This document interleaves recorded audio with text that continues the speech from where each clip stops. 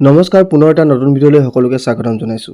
সোমবাৰে হোৱা গুৱাহাটীৰ কৃত্ৰিম বানে সৰ্বকাল হৈ থকা মহানগৰ বানপানীৰ অভিলেখ ভংগ কৰিলে। এজাক বৰষুণতে সৃষ্টি হোৱা গুৱাহাটী মহানগৰ মহাসাগৰলৈ যেন পৰিণত হ'ল। কৃত্ৰিম বানৰ বাবে ৰাতিপুৱাই স্কুললৈ ওলাই অহা ছাত্ৰ-ছাত্ৰী নিশা ৮-৯ বজাতহে ঘৰ গৈ পাইছে। তীব্ৰ যান-জঁটৰ মাজত সাধাৰণ লোকৰ লগতে এম্বুলেন্সো আবদ্ধ হৈ পৰিছিল। স্মাৰ্ট চিটি গুৱাহাটী বুলি কৈ থকা চৰকাৰখনৰ প্ৰকৃততে স্মাৰ্ট চিটিখনৰ সমস্যাক লৈ কিমান সতৰ্ক তাকে প্ৰমাণিত কৰিলে সোমবাৰৰ পৰা মঙলবাৰলৈ হোৱা কৃত্ৰিম বানপানীয়ে। এক কথাত ক'বলৈ গ'লে এজাক বৰষুণতে স্মাৰ্ট চিটিৰ ৰঙীন সপোন উটি গুচি গ'ল।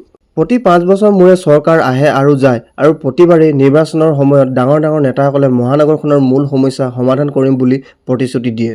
কিন্তু শাসনত অহাৰ পাছতেই সকলো প্ৰতিশ্ৰুতি পাহৰি যায় নেতাসকলে। এটা আচৰিত বিষয় যে কেন্দ্ৰীয় চৰকাৰে 8 বছৰ পূৰ্বেই গুৱাহাটীৰ স্মাৰ্ট চিটিৰ তালিকাত অন্তৰ্ভুক্ত কৰি বিভিন্ন প্ৰকল্প ৰূপায়ণৰ বাবে শ কোটি টকা আবণ্টন দিছিল। তাৰ উপৰিও স্মাৰ্ট চিটি মিছনৰ নামত মহানগৰীত 812 কোটি টকা ব্যয় কৰিলে যদিও স্মাৰ্ট চিটিৰ আবণ্টিত পুঁজিৰ ফুটাকুৰি এটা ব্যয় নকৰিলে গুৱাহাটীক কৃত্ৰিম বানমুক্ত কৰাৰ বাবে। উন্নয়নমূলক কামত ধন খৰচ কৰিবলৈ বিচাৰি নোপোৱা স্মাৰ্ট চিটি মিছন কৰ্তৃপক্ষই মঠ মন্দিৰ নামত অধিকাংশ পুঁজি ব্যয় কৰিলে।